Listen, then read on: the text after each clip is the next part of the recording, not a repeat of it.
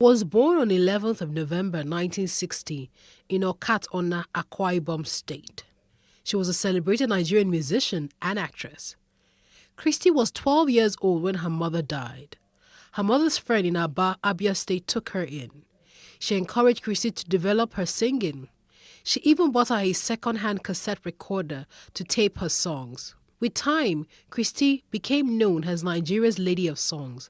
Her greatest hits include Seun Rere, Tete Nla, Ife, Hear the Call, and Give Me a Chance. She was the first female president of the Performing Musicians Association of Nigeria, PMAN, and the chairwoman and managing director of Soul Train Entertainment. She was fluent in many Nigerian languages, including Igbo, Ibibio, Efik, Hausa, Yoruba, and English. This made it easy for her to cross tribal limitations by singing in any language she desired. Her epic Seun Rere broke all language barriers.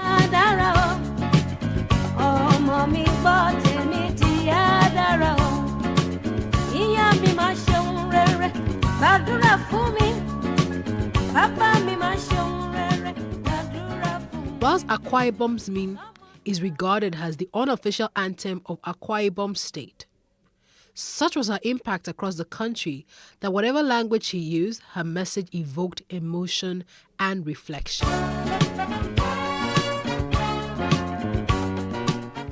Onyeka was born on the 31st of January 1952 in a small town in Imo State, but she grew up in Port Harcourt. She's a singer, a songwriter, actress, activist, journalist, and politician. The Nigerian press nicknamed her the Elegant Stallion. She released her debut album, From the Love of You, in 1981 while working with the Nigerian Television Authority. The album featured an orchestral cover of Johnny Nash's Hold Me Tight. Her second album, Endless Life, was produced by Sonny Okosun. Both were released on the EMI Records. One love set you free. One love keep us together. Living in a world, it's a struggle just staying alive. One love keep us Originally a secular artist, Owenu made the transition to gospel music in the 90s, and most of her songs are self-penned. She describes her music as African pop. This consists of high life, Afrobeat, blues, jazz, Igbo spiritual, and even juju, a typical Yoruba beat. She continues to write and sing about issues like health, HIV, peace, mutual coexistence, respect for human rights, the plight of children, as well as pride in oneself.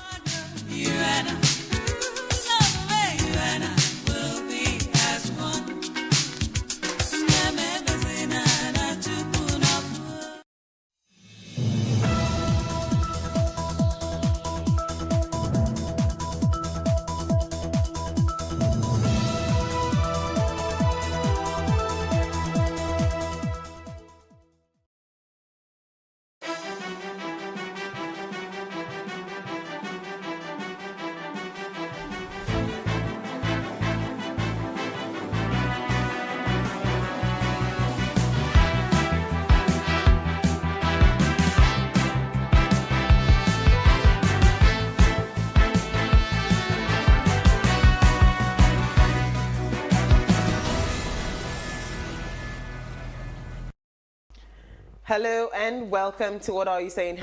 #Ways, where we talk about topics in the news as it affects us all. I am Osayiwa Mesale, and today I'm joined by my amazing co-anchor live in studio, Akanima Ojo. Thank you. Since you started rocking this your hair, we've not seen you on set. Oh my, it's true. So I think it's my time to flaunt my lush. hair. So please, can you please see my lush hair? And if you do follow me on Instagram, you would have seen the full display of the hair. But really, it's really nice. You know, I've had it for like, it's going to be 2 weeks. And you can testify, please testify. Because I was hearing you and Elsie go on about your hair. So can you appreciate the goodness of God? Plus lush? No, the hair is really beautiful. Thank you. Honestly, you can go on. You know, I'd never seen you wear black hair. And when you kept on insisting the colors you wanted to mix, I was wondering, okay. But Please, it can really we zoom in on good. this hair, please? It looks so Can be good. appreciated. Thank you. But I have missed you, and we've not been together for like 3 weeks. Yeah, so like joke. Something always coming up. Yes. Like joke. Something's always coming up, but nothing came up today. We're good Yes, today. so today's a good I was day. going to I'm in escape high you last spirits. week. I think it was the spirit that brought that rain. Oh my God, No, that was you know, another story. I feel so pained for the people at Marina car park that park their car. It's just like you are looking at your car being submerged in water, and you can't even do anything. So it's so painful. Okay, let's just leave that story. But I'm sure there's a group of people that have been happy, after the incident. The rewire people and the mechanics. No, because seriously, you wouldn't even just forget about it if your car was drenched in that rain, as in at that car Somebody park said and his own some car other is even gone. places. There's no. Yes.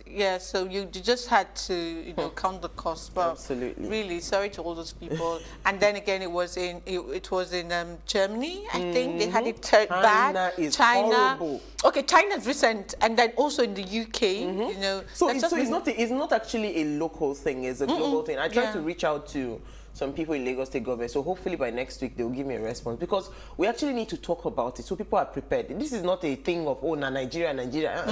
If you look at the one that happened in China, Eki, your heart will be in your mouth. I think the last report I read, about 1,000 people. Yes. So it is not even a child's play at all. It's not. Do we have Jennifer now? She's supposed to be joining us live from Abuja. Okay, so when we have her, we will bring her up. So today we're discussing payment solution. When we see Madam SME, we know. But we'll soon change that. They can't know you only for SMEs. You have to find another one. I've been trying very hard to change it. I know what you have been doing. But it's okay. I like versatility. I'm much more than business. Yes, absolutely. Yes. And we're talking business. So, and here's what we found as today's quote: the evolution or the evolving social and digital media platform and highly innovative and relevant payment capabilities are causing seismic changes in customer or consumer behavior and creating equally disruptive opportunities for businesses. I mean, this is actually put in summary. Yes, a lot of things have changed. Yes, a lot of things have changed. About payments and all of that. I mean, now I'm just in a hurry to say, where's my card? Or I just do online payment. These were things that were very, very strange. Impossible, yes. Then, someone can owe you and then they'll give you a check, which they know that is clear in 3 days, and they use that to buy time. I had bounce deposited checks. Thank God for payment solutions. Yes, that really helps businesses. All right, so the National Bureau of Statistics reports that small and medium enterprises are the most important group in the nation's growth agenda, especially the Import Substitution and Homegrown Development Initiative. Now, data from the MBS indicates that SMEs contribute some of Nigeria's national gross domestic product. They account for 96% of operational businesses and 84% of employment. So how has the evolution of payment platforms impacted SMEs? That's our conversation for tonight. Moses Sule is here to discuss this, but first we'll take a break to see what we found in the news.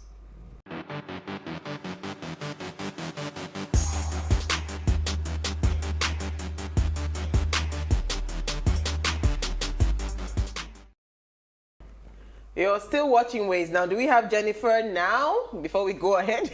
Yeah. Jennifer, are you there? Hi, Jennifer. Hi, good evening. Hello, how are you? I'm fine. You're just busy rocking Abuja. I'm trying, but today has been very, very hectic at work. Wow. And I just got home. Like, they're just getting a lot. I still feel like I have to work tomorrow. I also work Sunday. Wow. You have to work tomorrow and Sunday. Yes. They should do and release you back to Lagos, so please, before you turn to stockfish for working. How can you work from Sunday to Sunday? But how was your day though? It was okay. It was just a lot of clients to attend to at the same time. IT support, so many issues. But aside that, I'm happy at home. I just have a few hours to rest before work continues again in the morning. Okay, Wow. so hopefully we'll find your face too before the... All right, so on July 23rd, Gorgeous Grandma Day recognizes all women of certain age, whether they are grandmothers or not. Not all women become grandmothers. Those who do don't necessarily fit the traditional mold any longer. Others still reach a point where many assume grandmother status even though no grandchildren are there. Gorgeous Grandmother Day embraces the age of the nana and encourages all women to flaunt their granny attitudes with purpose and style. So while some grandmas fit the traditional mold with gray hair and cooking, baking, homemaking, hug giving, child spoiling, energy to spare, many grandmas sport a whole new role. Many take on the part of grandma to the children in their lives, and no matter the type of grandma that you are, you can fit in any of the categories. So some play the hippiest games, some wear latest styles, and some are known for best deals in technology. That's my own mother.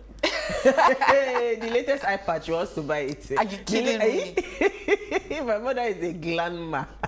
She's actually a grandma. You know, she's very, very tech. You know, she's very, because she wants to know that she can see her grandchildren. So immediately, it's very important. Immediately, FaceTime started before WhatsApp video calls even came in. She started with Apple phone so that she could video call everybody. But what's your mom like though?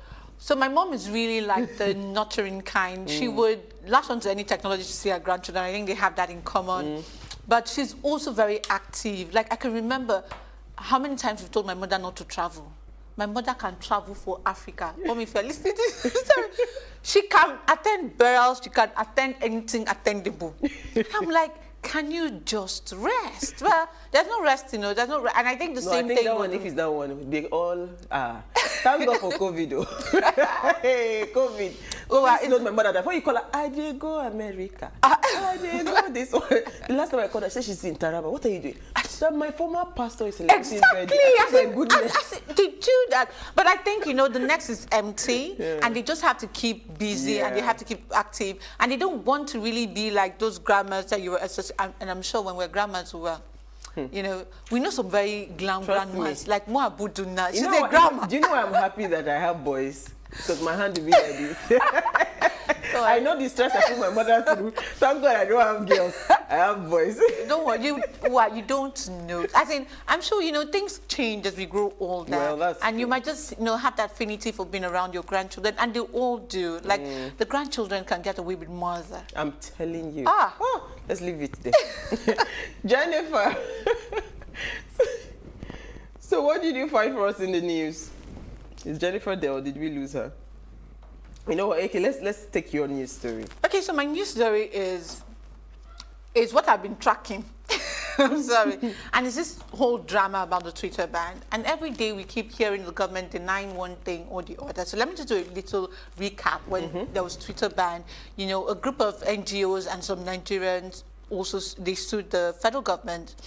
And since then, the federal government has come to say different things. Like, so at first they said they were going to persecute people that were using Twitter, and then they said they were not persecuting people. But look at the actions. So you told media houses to stop using the platform. You also told the telcos, exactly, and even the internet service providers to not allow us access. So coming to say that you didn't stop Nigerians from using social media platform, that's what Malami tells the court. For me, I feel it's a joke. I feel that they're playing with our intelligence on so many different levels. And I feel it's fake news. And they should be prosecuted for it. It's actually, should I say it's actually libel? Because if you actually took all the steps to prevent a normal person from accessing the platform, then you have stopped me from using the platform. So what's this thing coming to say Nigerians are still using Twitter? How are Nigerians using the Twitter? Are you even sure that? So how did you go and check? Because you said we shouldn't be there. So I just feel that every time they come out and talk about this, it's just making a mockery of the people, making a mockery of the judicial system. Just, and I feel it's really sad. It's sad because it seems like I can say anything and nothing would happen. And it's just so blatantly arrogant. Absolutely. As far as I'm concerned. And sorry, let me just wrap this up with, I brought this story so that you will go and vote to 2023. Please, let us be seeing all these things. As the news is, as we're sharing this, let's not forget. These things are very important. I don't know what it will take you to make your voice heard, but please, every opportunity that you have, please make your voice heard. Absolutely. And don't stop talking about this. Absolutely. So I had an interesting story that I saw on Linda Ikeji blog. It says court convicts son, mother, and girlfriend for $935 internet fraud in Asaba. This was very, very interesting. You know, because but they didn't say how many years this conviction has would be. But this person, you know what caught my eye is because we were talking about fraudsters. We were talking about how mothers on Monday, how mothers have community of association of mothers of Yahoo boys. So this now, the court has convicted. That's Justice F.A. Olubanjo of the Federal High Court, sitting in Asaba, Delta State on Thursday. That's yesterday, convicted and sentenced Gift Kenneth, Dora Amiman, and Spice Chimizi, that's Daddy Igwe, to prison for internet-related fraud. And according to the report, they defrauded an American lady, Lucinda, of that amount of money, almost $1 million. They defrauded the lady. So if you see the pictures of cars and all of those things, I'm sure they would probably seize and try to recuperate the money for the lady back. Wow, and that's not an easy process. It's not an easy process. So why I even took the story was because, you know, we've been talking about money all through the week. And see what we are seeing now. So it's not even a function of, you see how deep this has eaten deep into the very fabric of our society, where even parents, your mother that is supposed to be the one drawing your ear, supports you and push you forward. She's supporting you and, you know, enabling the process. Yeah, I'm telling you. Do we have Jennifer now, or we should just move on? Yes, I'm here. All right, quickly, let's hear your story. I think yours is related to mine. Yeah, it's related. It's not the same thing, but it sounds like the same thing. Ex-banker, wife, and mother-in-law bags jail time. So what happened was the ex-banker has been siphoning funds. Basically, he steals from the customer's bank account. And then I think there were like 2 complaints initially about how, you know how sometimes you just see money they just debit money from your account and then you don't know where it has gone to, and then you have to call your bank to complain about it, and they say, okay, we'll work on it, maybe give us 10 working days or something like that. So this had been going on for a while, only for them to track it, and then they found out that the money was sent to his wife's account. His wife's account, and then when they continued investigation, they now found out again that some part of the money was also sent to his mother-in-law's account. That's his wife's mother. So in total, I think the first money that was debited from somebody's account was about 62,400. I mean, I know that there are people that would have that amount of money and they won't see it as anything, or you won't pursue it or something. But for me, even if it's 4,000, 2,000, 1,000, I remove that, leaves my account. I go to the bank and I call them, please return my money because I'm sweating for this money. So basically, the total amount that is stolen is about 21 million naira. Wow. In total. Yes, and that was the amount they found in his wife's account, 21 million naira. So they were each sentenced. We gave them 5 years for 12 counts of charges. So they found them guilty and they sentenced them to 5 years on each count. No, what you know, the funny thing, you know, no, the funny thing that stood out for me in all of this is the greed of the person. So you've been, for how long do you think that this was going to play out? That you will not be caught out, right? You know the system that you are in, that they can trace every single naira. This was not going to last for a very long time, and sometimes I think.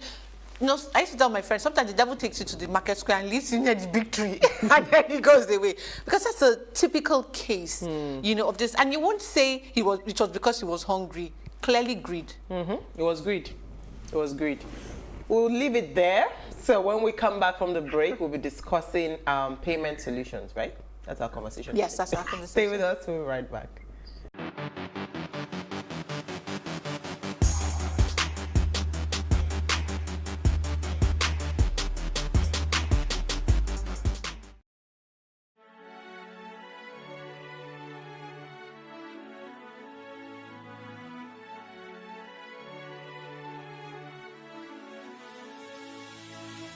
It is engagement we need to have. Those who suffer miscarriages are never taken into account. Members of the National Assembly are also influence peddlers. You are sitting on Nigerians' money. From the barbing, I pay my rent.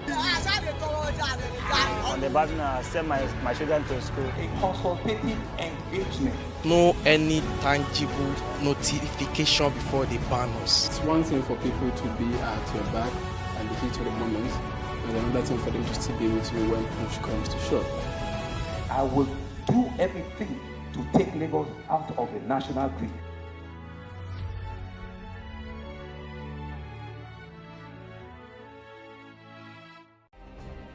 Nigeria's Niger Delta region, from where the black gold fuels Africa's largest economy, where the lines between wealth and poverty has never been thinner. Conflicts, poverty, insecurity, and environmental challenges daily confront the region. How can the Niger Delta story be changed for the better? Join Mamude Akuga at 9 p.m. every Friday evening on PlusTvAfrica as he probes deep in search of solutions. Inside the Niger Delta with Mamude Akuga, the authentic voice of Nigeria's oil-rich region.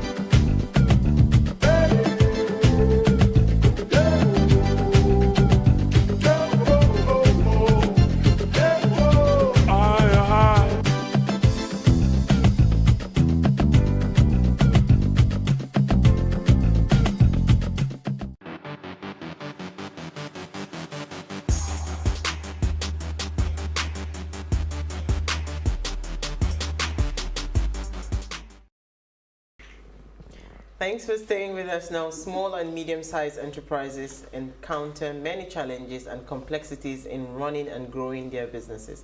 At the very core of every business is its ability to take in revenue and to secure its supply of inventory and other inputs.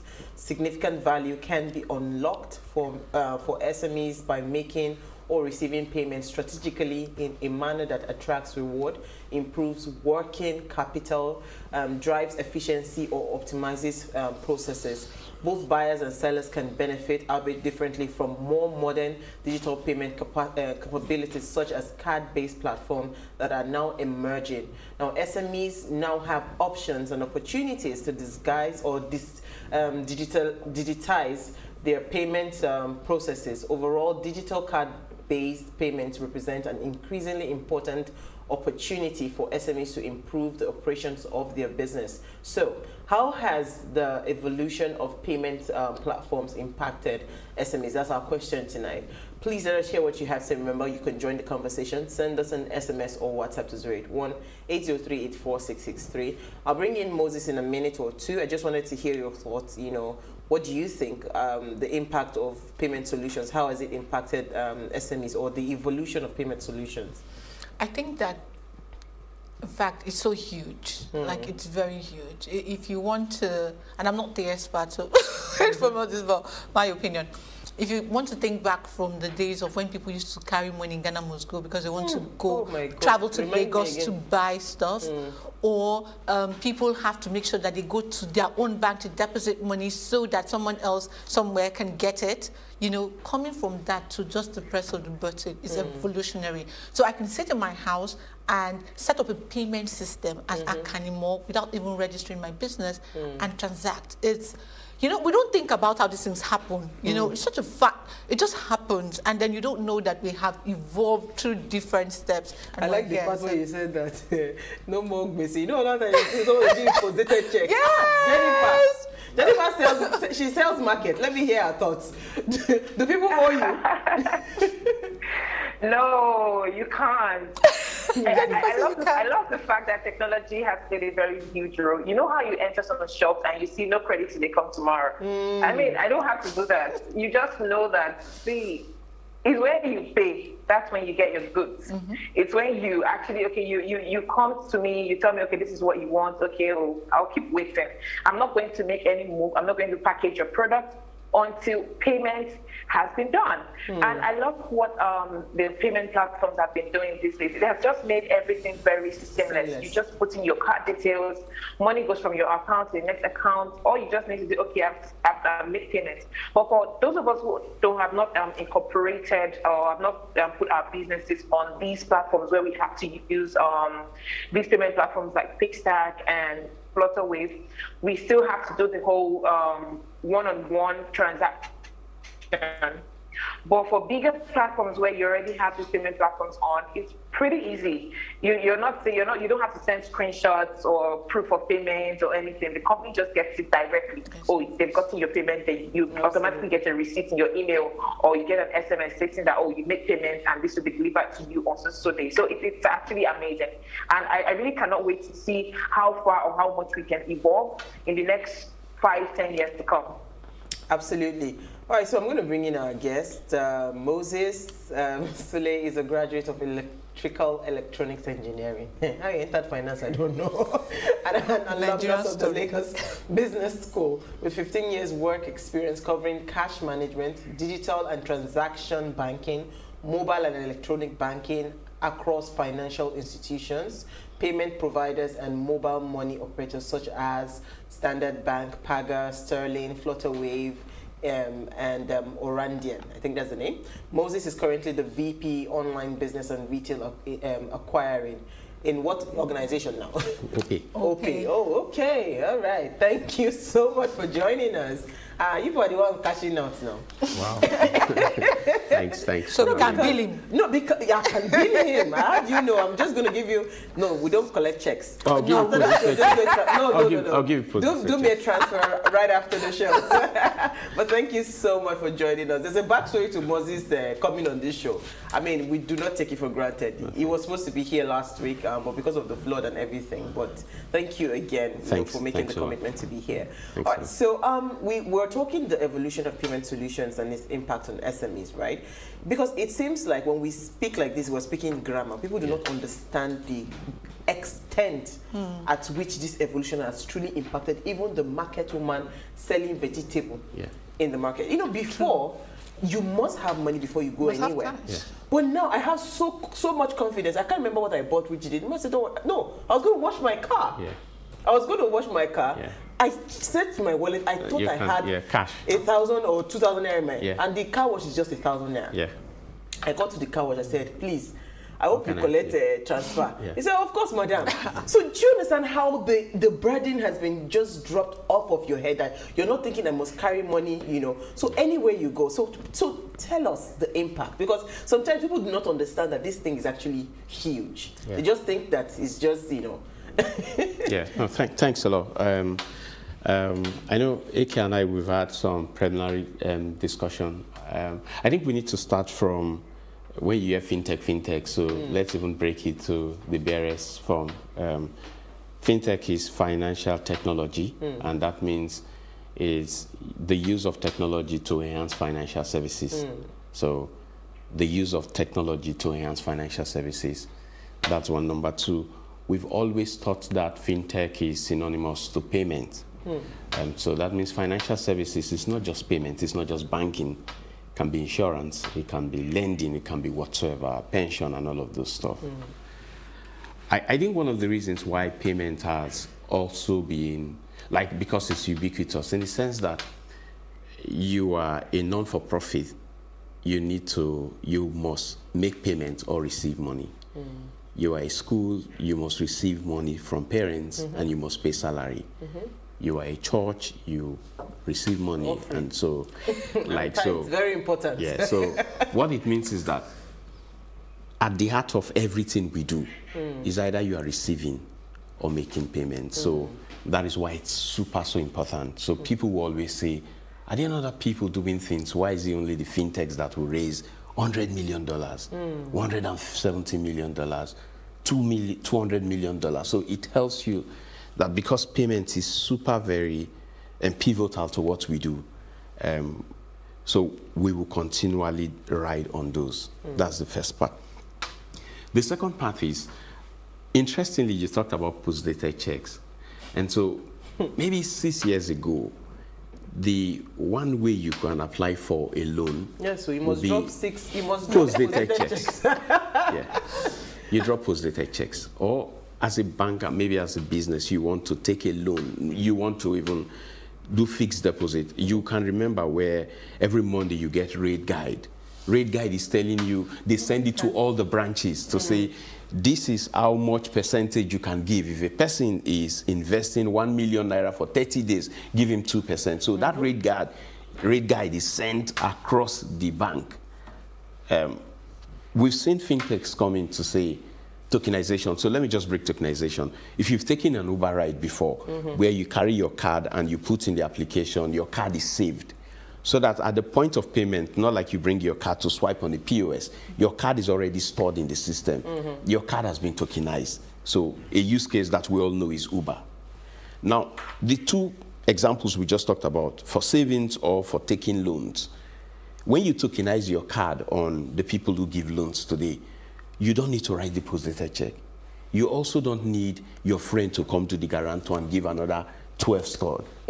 So that card that is tokenized, on 30th, when you say your salary is paid, they will just automatically debit. So look at what fintech is done here. If you write a post-dated check, Akanimo is supposed to present that check on 30th, but she forgot. And chances is that I saw money on first in my account, I spent it. Akanimo went to present the check, there's no money there. So you find out that human side of forgetting, or she couldn't even go to the bank as at that time to present those checks. A computer will not wait. On 30th, the computer will go to look for money and pull money from that account. So tokenization is come to make it very simple. So new set of business is grown, where you find out that the people who give loan, the remonies of this world, every one of them, let's not, maybe we don't want to call names, well, every one of them, they ride on those. If you don't look at savings, I don't need to go to the bank branch or I can say, please, I want to save. I can now download an app, maybe a Piggyverse or whatsoever. I can tokenize my card and say on 30th, because I'm paid my salary, take 2,000 naira and put, because for us in the bank, when we want to do then, we'll put a standing order. The first thing is that she's limited because she is in a bank.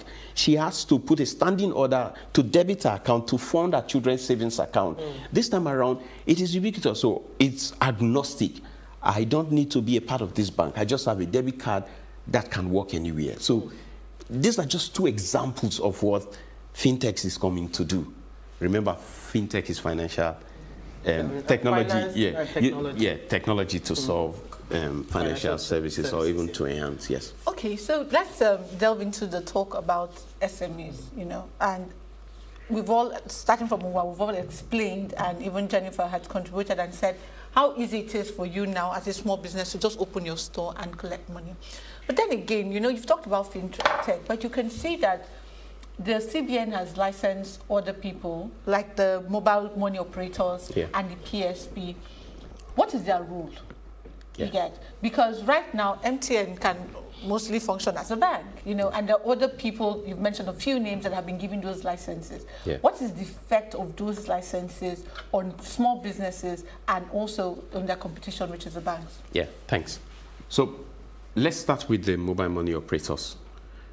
For the mobile money operator, that means I can, without having to provide the KYC that is required to open a bank account, there is a tier 1, 2, 3 KYC, where a person can come with his telephone number and his name to register a wallet account. That account can be treated like a bank account. Just that because we don't know so much about you, we will put a limit on what you can do. So the tier 2 means you've provided a means of identification, which is your face or like your ID card. We now know you a bit better. That means we increase your limits to something higher. Tier 3 means we know your name, we have a means of identifying you, we also have a utility bill, that's the KYC part. You now take that person to tier 3, which is similar to.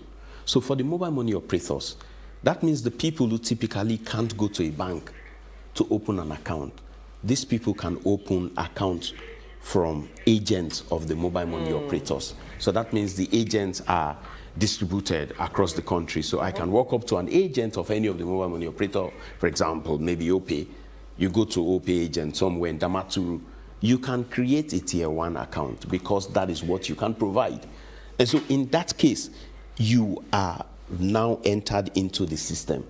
Because here's the trouble. For the people who typically don't have any data point about them, sometimes they are faceless and nameless. The implication is that if you open your internet banking or your mobile banking application today, some banks will just tell you, you're eligible for 5 million, you're eligible to have loans. So you're not even asking. Imagine the guy or the trader who always keep money in their pocket.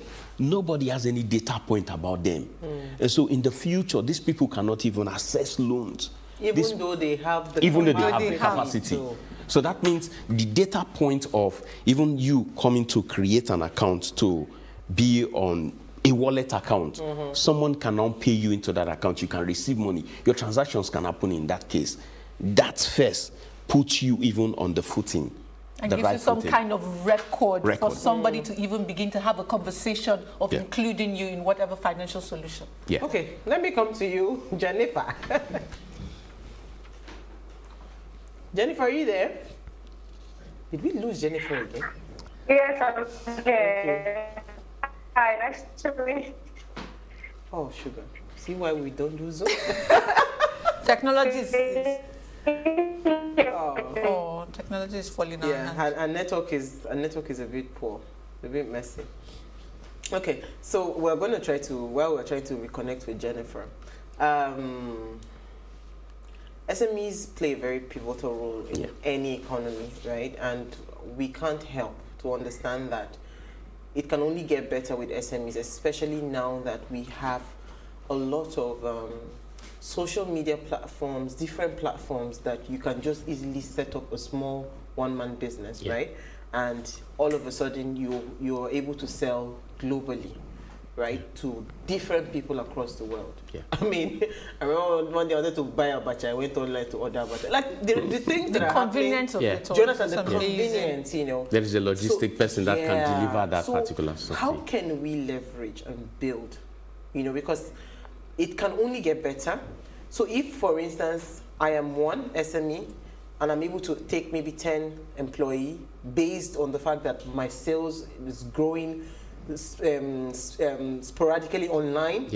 AK comes again, she's able to employ 20 people because her own sales have gone off the roof. She needs to be able to manage orders and everything.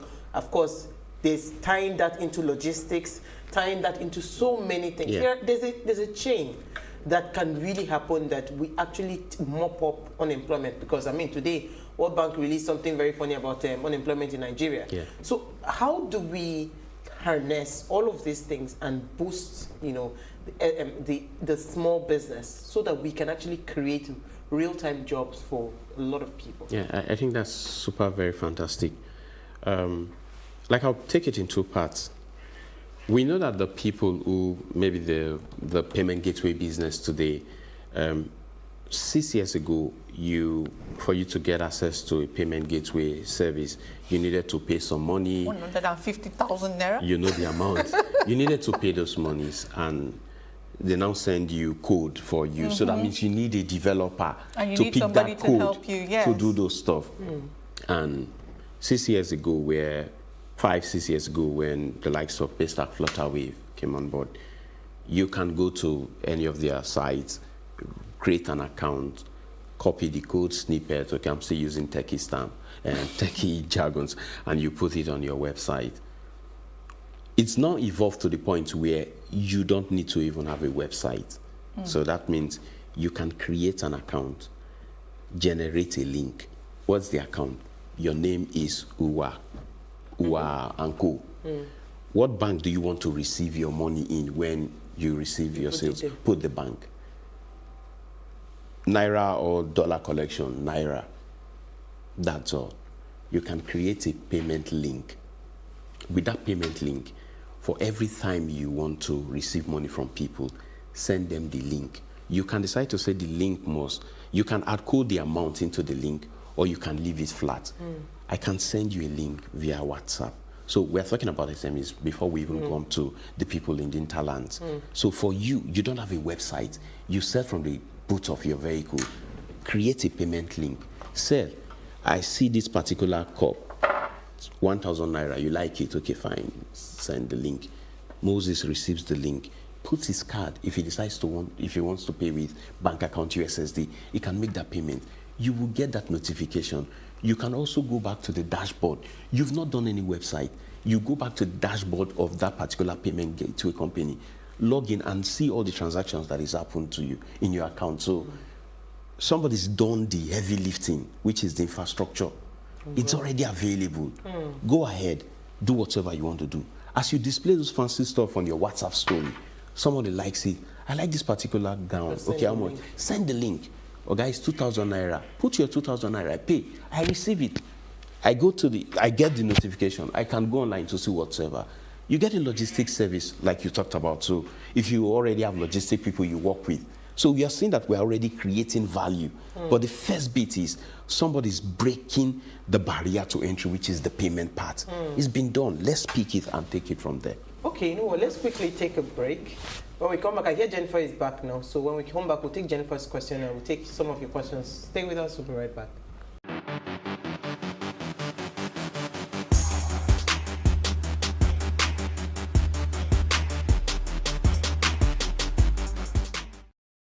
Thank you. Now, if you just tuned in, we're having an amazing chat with Moses Sule on the evolution of payment platforms and its impact on SMEs. Now, let us hear what you have to say. Remember, you can join the conversation. Send us an SMS or WhatsApp to 081-803-84663. Technology, we still have issues with that. So I'll come to Moses on that. But let me come to Jennifer. Because, Jennifer, you're back. Okay. Yes. Hi, Moses. Nice to meet you. Thanks a lot, Jennifer.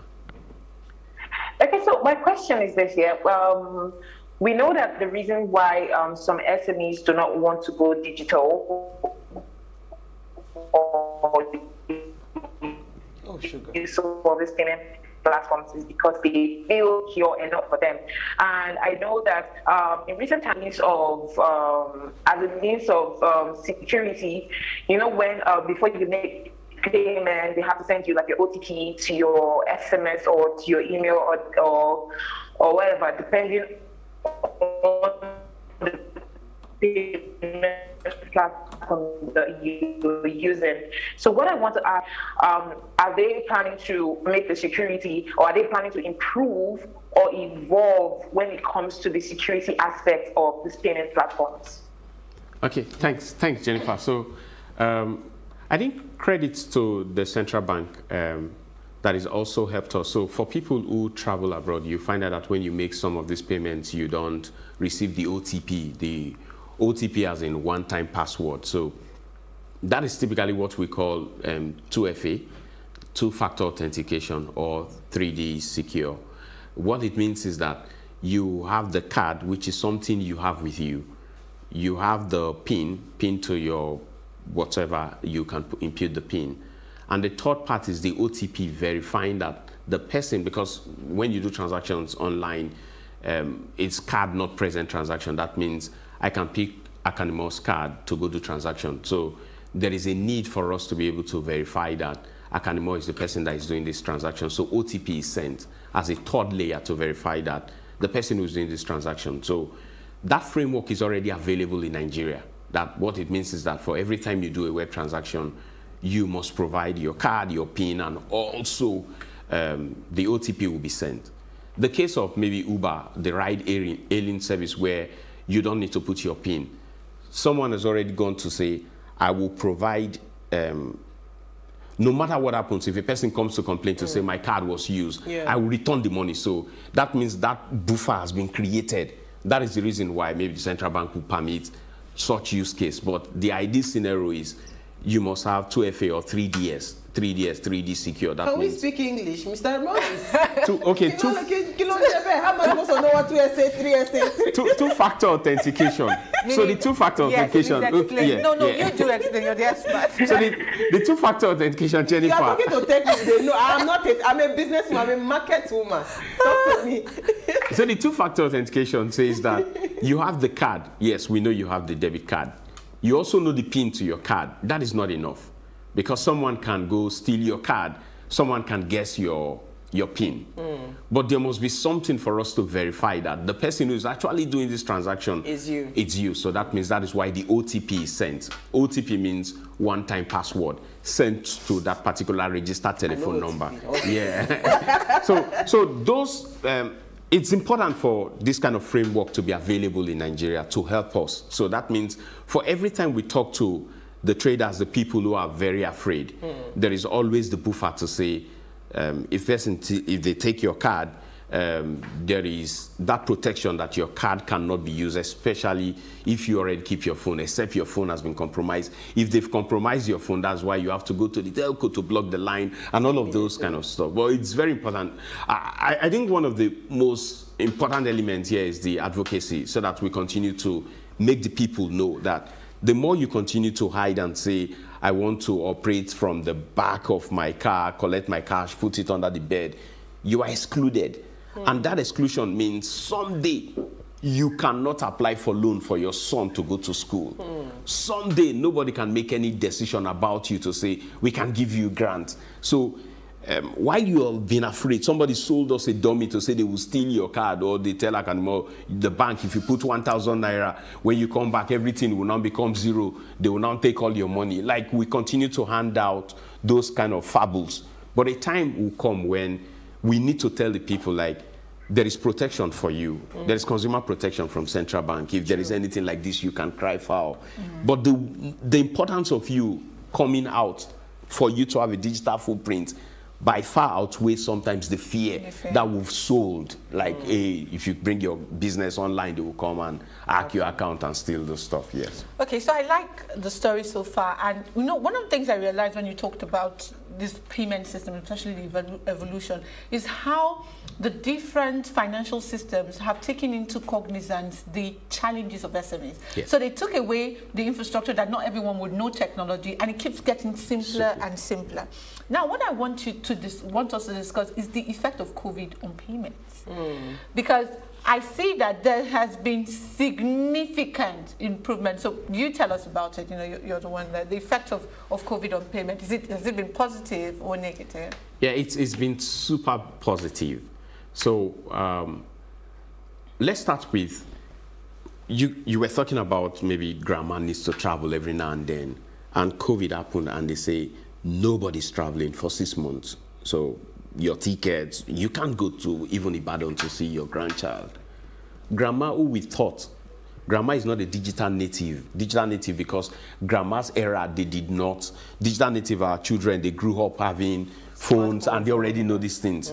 So grandma that we used to be afraid of, grandma cannot do anything. Grandma now can do WhatsApp video.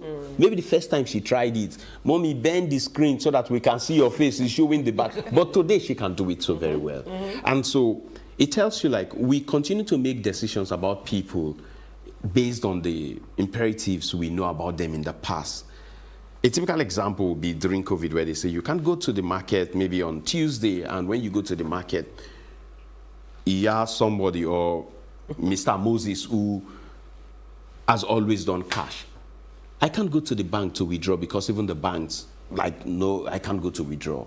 The only way I can pay you today is to transfer to your account. And you say you don't have any means to accept digital payment, you lose that sale. So you now find out that people gravitated towards the people who had digital footprint that, okay, I can transfer to you, okay, you don't get POS, okay, give me your account. You gave that example. So you find that people... car wash. Yeah, car wash. Like, just sorry, just to add, even, you know, the plantain sellers on the road, they would collect transfer from you, try it. Yes. Yeah. They will actually. Yeah. So that's the one hawking, no? Yes, the ones hawking. Yes. Yes. So that is growth. So in the old times, in the old times there is a fantastic book, Crossing the Chasm. When you put technology products out there, the first thing you're looking for is early adopters. Early adopters will be the guys like Akanimo that say, oh, this wristwatch is out. Like, we'll be the first to get it. Like, no matter how much it will cost, we'll get them. Because they are digital, they are the early adopters. But today, everyone, there is no gap. Like, we just need to adopt it to survive. So if you want to sell, you have to. If you want to receive money, you have to. So you find out that COVID has truly helped us to accelerate the things that we thought could not happen. Look at our children. They can do webinar. Like, we thought we were the only ones who could do Zoom calls, and they say, you have to travel to Ibadan. Okay, I don't want to go. Let's do Zoom calls. Now, children can stay for an entire term. Like, they can learn digitally online. So you now find out that the acceleration is moved. You're afraid to go to the hospital. You can now embrace electronic medical record, as in e-health solutions, where you can talk to the doctor and you get whatever. You can pay digitally. So you find out that transition is moving. It's not just even in terms of payment. It is how you want to be served. So in COVID times, everyone is afraid. I want to talk to a doctor. I don't need to go there physically. I can use my phone and I can pay. Yeah. Okay, so let me take some comments. Ike, I think you have a comment as well. Okay. It says, this is Austin from Delta. Yes, digital payment is good, but please ask your guests to convince a shop owner who got scammed in the process. Who got scammed in the process. Actually, I was aware that a woman lost money in Asaba because she received false alerts. Only to discover after the departure of the supposed customer or the supposed customer. So what do you how do you convince that kind of a person? Yeah, I truly can relate. So yes. That is the reason why we also need to have point of sale terminals. So when you have a POS terminal, a customer is coming to swipe their card. The only time you can give is when it's printing and tells you successful or is declined. So it is not somebody triggering maybe false SMS. Your POS devices are down, they don't work, and you have to make that sale. So we resort to actually transfers, online transfers. So that means for people like that, when you receive the SMS alert, you need to now go to your bank. Your mobile banking application. And I know some SMEs that do that. So when they see your alert, you send them your alert, they would wait for their own notification from their bank, or they log into their app. They log into the app to check that. To be able to check. So I think that's the best thing to do. It's better to be safe than to be sorry. So that means, oh, I'm very, very sorry, please. Let's just hold on a little. Okay. And I think that customers are understanding. So the evolution has come to stay, but it needs to be upgraded to match what is going on in other clams. Great program you have on Plus TV. God bless you guys. Bobby Kennedy, Jalingo, Taraba State. Hi, Thank Bobby. you. I'd allow Moses saying something on this, because I do not agree that our payments, if there's anything that we have advanced way beyond other the SENA claims is payment. Absolutely. So, okay. So no. Yes, you can do that. Nigeria, we hate do that.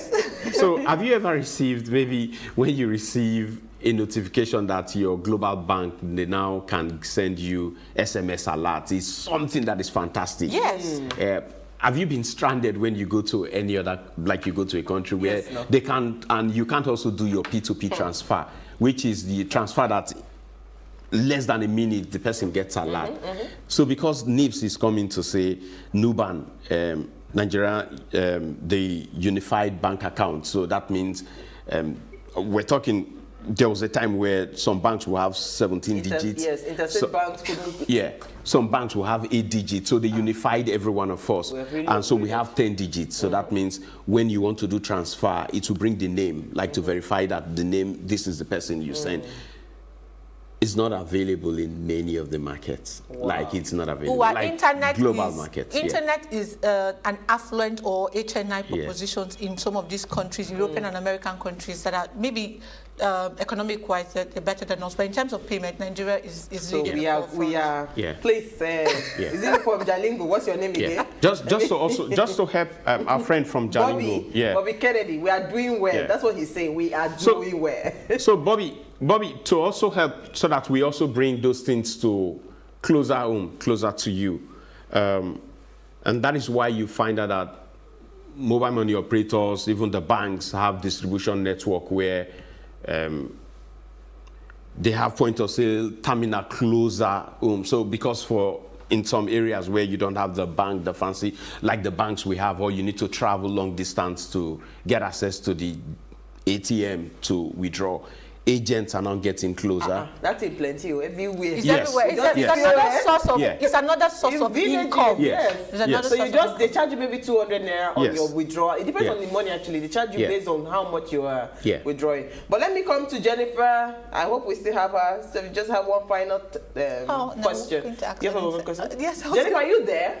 This is why we're losing Jennifer left hand. Okay, so I was going to ask about international payments because we have advanced. So local payment, we seem to have conquered it, and every time we're looking at getting better. But what about international payments?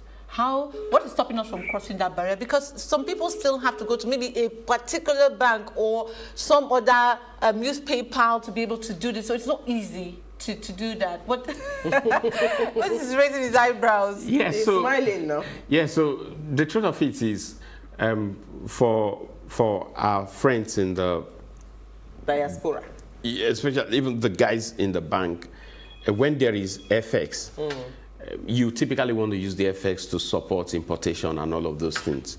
So if I'm buying something from America, somebody needs to support my Naira with $1. That means the bank, there is no dollar around. So that means we need to leverage the dollar that is available to the bank. And so when we now begin to place a premium, I think the importation will now say prioritize. Medical equipment needs to come, food needs to come. So you want to buy jeans, you want to buy an iPhone, you want to play for those particular stuff. But the future we are looking forward to is one where we will not talk about digital currencies and all of those stuff, but a time will come when acceptance and issuance will meet. So acceptance means the places where you can use that particular thing. The issuance is you have a debit card. You are walking around with your debit card. You can't see any place to swipe. You have the debit card that's issued, but the acceptance is where to use it. So maybe the digital currency someday where they can now say, with your digital currency, you can pay for Apple Music and all of those stuff. That means it will generate enough issuance that will meet with the acceptance. So, but as long as it is maybe using your debit card, it is hinged on the dollar that is not available. So Rosalind says, please ask your guests, how do we know fake alert? Because your name appears, but money will not drop. So you see this fake alert? Money will not drop into your account. I think Moses has answered it when he said that you must ensure that even though the person has done the transfer, just tell the customer, please hold on a minute and log into your mobile app. If the money has dropped in your account, it will be reflecting as a part of your activity, your like transaction. activity. Yes. But I wanted to add another thing the fraudsters don't know is your outstanding balance that you had in your account. It takes a lot, except the person is an insider, to know the balance that you had. So some people just rush to see the amount that had been paid and then the name. They don't check the balance. So that's another thing that can help you. If you check the balance that you had, if it corresponded, and then obviously two-factor authentication, log on to your app and find out that the balance is there. But the future the future we truly look forward to will be that future where Moses, that is in Jalingo, is received money from his brother from Lagos. Rather than go to the agents to go cash out that money, because that's still cash, to go to the bread seller to buy bread, that's cash in the system. Electronics started, we closed the book with cash. The future will be the point where the bread sellers, the plantain seller, will have a means of accepting money electronically. So we're at that point where maybe the cost, when you want to maybe accept, they say it's 1,000 naira MSC that is taken. When we get to a point where it becomes so micro, maybe 5 naira for every, maybe 2 kobo for every 5 naira kind of sale, then you find out that we will have more people accept the digital part. The second phase will now be microinsurance so that people can get access to healthcare. So that is why you have to be digital, so that someday the big companies can say, we know your pattern. We want to mop you guys up and create a plan for you. That is cheap. The insurance, like someday you're not going to be there as the farmer. There must be microinsurance for you. So save small money based on this particular stuff. You can have access to some money. So like all of those that's the future we are always looking forward to, not just. And we are looking forward to bring you back. So that by the time we're inside that future, we'll not say, we told you so. Thank you so much. No, I mean, I've had an amazing conversation and an amazing time with you. Thanks. Okay. You agree with me, right? I agree with you, totally, absolutely agree with you. And I just want to add and say that, you know, the evolution of payment is so fundamental to access to finance for SMEs. Yeah.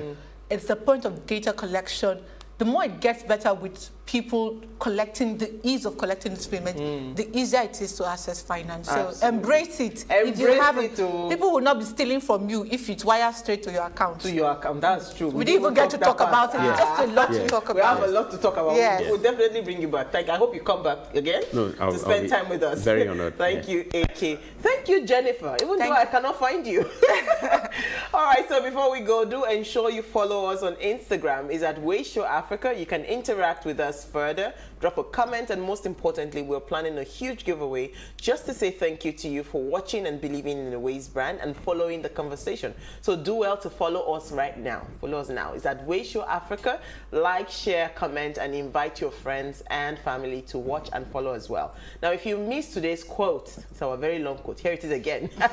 The evolving social and digital media platform and highly innovative and relevant payment capabilities are causing seismic changes in consumer behavior and creating equally disruptive opportunities for businesses. I mean, you've learned so much about all the opportunities that are available, so please make sure you queue in.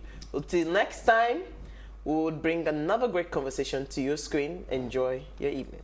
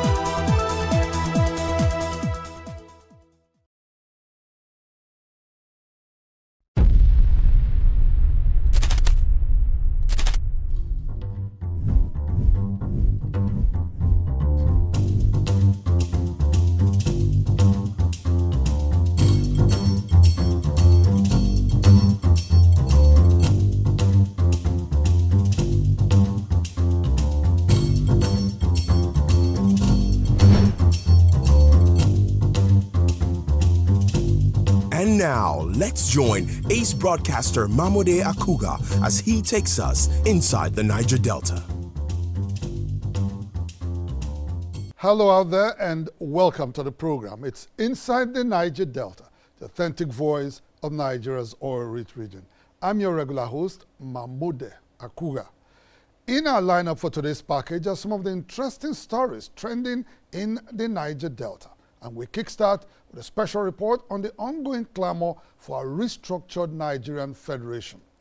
Next in our lineup is the people's reaction to the final approval of 3% host communities trust fund in the harmonized version of the Petroleum Industry Bill, PIB. We will, in the course of the program, bring you a report of President Muhammadu Buhari's efforts to restructure the Niger Delta Development Commission, NDDC, in response to the demands by the Pan-Niger Delta Forum, PANDEV. And finally, in today's program is an update on the controversy surrounding the Oluofori stool. Inside the Niger Delta, the authentic voice of Nigeria's oil-rich region will be back after this timeout. Don't go away. Inside the Niger Delta. Welcome back. It's Inside the Niger Delta, the authentic voice of Nigeria's oil-rich region. The long-standing debate on restructuring has again reverberated across the polity, following President Muhammadu Buhari's recent declaration that there was nothing to restructure in the Nigerian Federation. Correspondent Tekena Amiforo reports that while some individuals and groups share President Buhari's sentiments on the state of the nation, the majority of Nigerians, including representatives of diverse ethnic nationalities, insist that the Nigerian Federation must be restructured to engender political stability, economic progress, and social harmony in the country. President Buhari, while speaking through his representative Mohammed Shehu during the launch of Kudirat Abiola Sabongari Zaria Peace Foundation in Kaduna State, noted that advocates of a restructured federation were only chasing shadows and seeking political relevance. If you ask about 10, 20 different Nigerians what is their idea of restructuring, you find that they have no idea what they are talking about. Some of them have not even studied the 1999 Constitution. President Buhari's representative at the occasion, who is Executive Secretary of the Revenue Mobilization, Allocation and Fiscal Commission, advised protagonists of a restructured federation to rather champion the cause of an imperiled local government system that is left at the mercy of state governors. What is most important now is how can the Nigerian state make local government functional. In a swift response, South-South leaders at a recent meeting in Port Harcourt asked the president to restructure the Nigerian Federation in the collective interest of Nigerians. In a communique issued at the end of the recent meeting organized by the Savannah Center for Diplomacy, Democracy and Development in partnership with Agape Bet Rights, the South-South leaders urged the government of President Buhari to organize a national dialogue to pave way for the drafting of a people's constitution to replace the 1999 constitution, which they said was hurriedly put together by the departing military authorities during Nigeria's transition to democratic governance in 1999. It's a military constitution where we, the people, never sat. So the constitution is premised on a lie. The first line is we, the people. So that constitution needs to be totally disregarded, deconstructed, and maybe reconstructed. In recent years, Nigeria's corporate existence has been seriously threatened by insurgency in the northeast of the country, banditry and separatist movements, largely fueled by resentment against perceived injustice in the distribution of the nation's